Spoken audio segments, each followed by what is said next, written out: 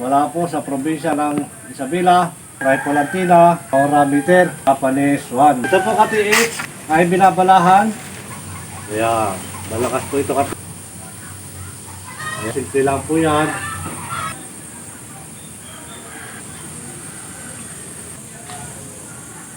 Pag nabuo niya po yung frequency, automatic po ng ating Tripolantina.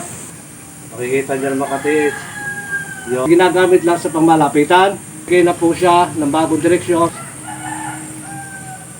Yan. Mabawas na po yan mga katiits.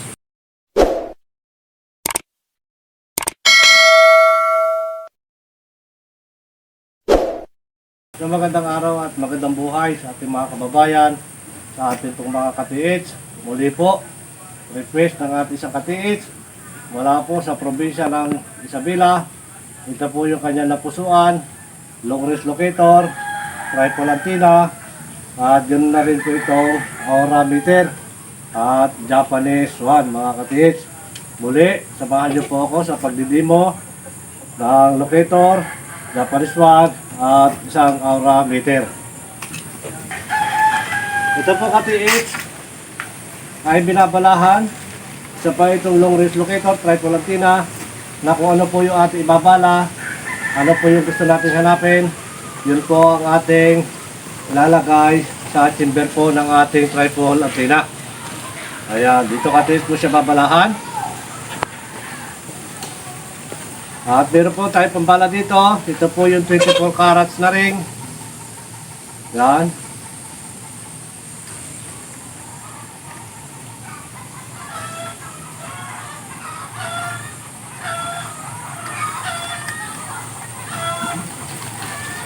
At meron naman po tayo ilulukit dito. Ito po yung ring na 18 carats.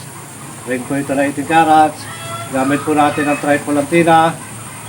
At dyan na rin po yung ating pambala dito ay 24 carats na ring.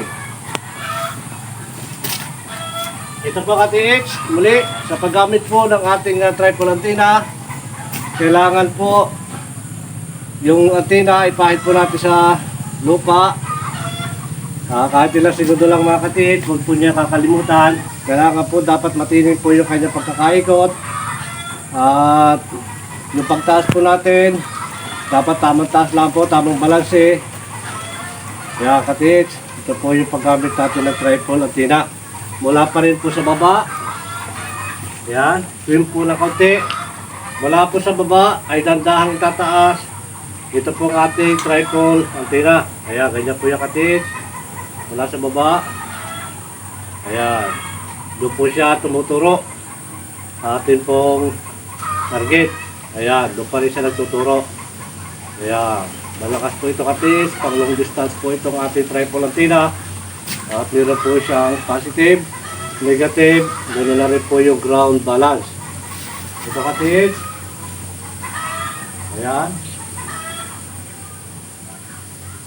Ayan, ganyan lang po yung paggamit natin katiits. Napakasimple lang po yan. At sa pag-ibo po ng antenna, pag umibo po siya, huwag niyo po siya kukontrahin. Huwag niyo po siyang pipigilan. Tustusan niyo lang mga katiits. Ayan. Didiretso po yung paggalaw niya. Ganun lang po yung ating gagawin. Ayan mga katiits, lulubayan lang natin siya. Pero sa pagpalubay po natin katiits, kailangan nasa timbang pa rin po yung ating tripod antenna. Yan, timbang 45 degrees pa rin po. Tungo na konti. Kahit po yan ay pumaling, 45 degrees pa rin po yan katiits. Hindi po yan nagbabago. Ganyan po yung gagawin natin katiits sa paghawak po natin ng handle. At kailangan balanse po yan. Ito pa rin katiits. Ayan. Yan pa rin siya.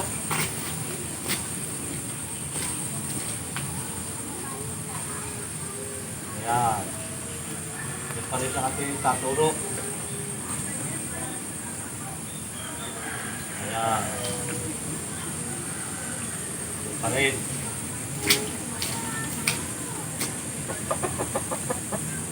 Ayan. Ito katiits, kapag lagi mo nakagamit, yan po ay palakas na palakas. Muli, katiits. Akin po naman tatapatan. Ito po ang ating target. Ito po ang ating inilulukit na 18 carats. At kailangan din po katiis na mayroon tayong distansya sa pagkuha po ng ground balance, sa pagkuha po ng ground. Natin pong target.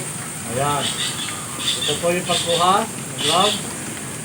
Pag pumali po yan, huwag na po ninyo papaguhin yung paghawak ni sandal. At ito po dapat 45 degrees din po yung ating, ayan, 45 degrees po yung ating paghawak. Ayan, hindi po dapat nagbabago katiis. Ito po yung aking nilulukit. Ayan, nasa aking pahan po katiis. Ayan. Ayan, ito po ay kalahating kilong bigat. At mas magaan po yung ating bago improvised box rifle antenna. Ayan, ito katiis, bumubuo na po siya ng frequency. Kapag nabuo niya po yung frequency, automatic po ng ating rifle antenna ay iikot po yan sa pamamagitan po ng ating ground. Tayo po naka-ground sa atin po hinahanap, sa atin pong target. Ayan katiis, ito po yung pag-ikot ng ating rifle antenna mula po sa probinsya ng Isabela. Ito po yung kanya napusuan, long range locator, tripod, antenna, kanya po yung katiis. Yan. Ayan, ito po yung pag-ikot ng ating tripod antenna. At muli pa rin ang i-demo, ito pong aura meter na kasama po na napusuan ng ating isang katiis. Ang aura meter po ay binabalahan din. Kung ano po yung ibabala, yun po ang hahanapin ng ating aura meter.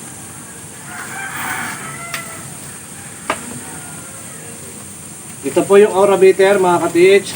Ayan, simple lang pero malakas po yan mga katiis. Kapag hindi mo po siya binalahan, volume po ng tubig ang kanyang ilulukit. Pinapaalala ko rin po sa lahat mga kababayan, mga katiis, ito po ang ating handle ng ating pong aura meter. Ito po ay yari sa PVC pipe na makapal. Subalit wala po kinalaman yung kanyang frequency, yung kanyang detection sa body. Ang mahalaga po niya katiis, yung nilulod, yung nilalaman, yung sangkap para po mag-isang ganap na locator, mag-isang ganap na aura meter at Japanese one. Yun po napakahalaga mga katiis, wala po kinalaman itong body. Ito po katiis, sa paggamit pa rin po ng ating aura meter. Yan, tadahan po natin yan. Nakatitik po yan. Yan po ang ating kumpas ng ating aura meter. Kaya papunta po doon sa ating target. Ayan. Yan po yung katiis. Doon po siya nagbabounce. At kapag dito naman po, ayan, yan po yung ating target. Makikita nyo naman katiis yung bilis po ng ating aura meter. Ayan. Yan po yan. Ito po katiis ay ginagamit lang sa pamalapitan. Katulad pa rin po ng Japanese one. Kapag naituro na po ng long range locator, tripod antenna, single antenna, ang atin po hinahanap, ito naman po ay ginagamit sa pamalapitan. Sa pagsukat po ng laki, lapad, yun na rin po yung ating Japanese one. Doon po ito ginagamit. Lalo na po kapag nagsimula na po tayong humukay hanggang lumalim po ng lumalim. Japanese one at aura meter naman po. At kapag nasagad na po natin yung ibinibigay ng tripod antenna, single antenna sa pag-estimate po ng lalim, kapag napalampos po tayo doon, hindi na po mag-iikis. Kung single antenna, hindi na po siya mag-iikis, hindi na po siya mag-iikot. Ganun din po tripod antenna. Magbibigay na po siya ng bagong direksyon. Kahit gamitin po natin sa ibabaw, magbibigay na po siya ng ibang direksyon kapag nasagad na po yung estimate na binibigay ng ating pong pagkukay sa ilalim. Ito katiis, ito po yung ating 18 carats na gold. Ayan. Ayan po yung ating aura meter. Doon po siya bumabaling. Ayan. Ayan. At kapag naman po ito natapatan, ito naman po ay titindig. Ayan, ito katiis. Titig po yan mga katiis. At kapag nalampasan po natin dyan, yan po ay nabalik ang ating, yan. Doon po siya kumakabit. Ngayon gagamitin ko naman ito katits, ito po ang Japanese one. Ito po ay seconds lang. At binabalahan din po yan mga katits. Ito po ang ating Japanese one. Kung ano po yung babala natin, yun din po ilulukit ng ating pong Japanese one. Ito katits, kapag hindi nyo po binalaan ang namang klase ng locator, yan po ay volume ng tubig ang ilulukit. Basta po yung ating locator at Japanese one ay dapat balahan. Napakahalaga po niyan. Ito katits, ito po yung Japanese one. Nakasama po ng triple antenna at aura meter. Ito po yung ating target. Kaya pahit na konti yung katits. Ayan. Ito po yung target natin. Tingnan po ninyo yung pendulum. Ayan. Ayan. Titis lang niya mga katits. Yan po yung ating yan Japanese one. Yan. Ibig sabihin, nasa kaliwa po yung ating hinahanap. Yan. Ito po yung ating target. Yan. Ito katits. Yan. Titis lang po yan. Yan.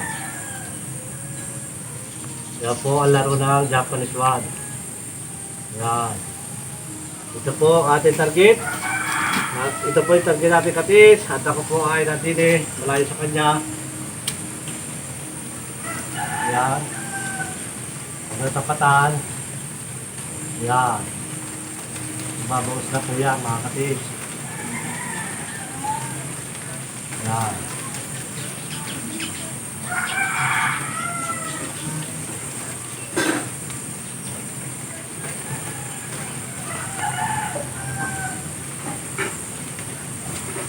At ito naman katits, kapag natapatan po yan, kapag gold po yung ating bala, gold din po yung ating ilulukit. Ang ikot po nito ay pakaliwa, counterclockwise na mga katits. At kapag wala pong bala, ang ikot po niyan ay pakanan. Kaya mga katits, muli pa rin po, yung paggamit po ng Japanese one, dapat po muna, i-stop muna po yan, at haya po yan gumalaw ng kanya. Kaya kanya po yan katits. Ayan. Muli mga kababayan, mga katits, maraming salamat po muli. At pagpalain po tayo ng maraming biyaya at isang magandang kalusugan.